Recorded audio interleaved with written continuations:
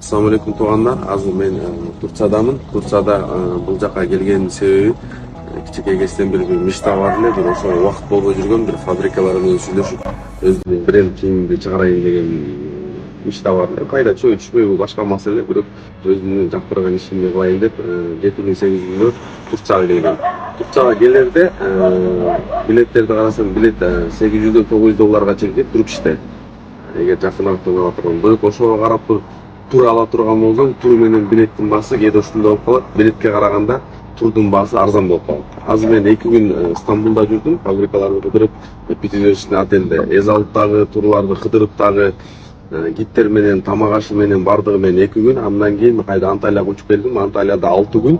Бул жакта да эң кымбат гостиницалардын ичинде тамак ашы менен, бардыгы менен, условиясы менен бардыгы биригип, почти билеттин баасында эле болду да. Дубайда деле ушундай.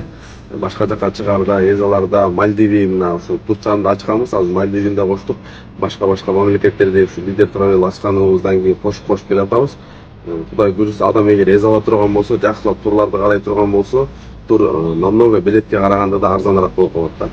Ошон үчүн сапарларга чыгарда, башка жака эзаларда обязательно турлар менен учуп карай турган болсо, бир кыйла чөнтөк эконом болот. Азыр мен ушул $700-800 алган турду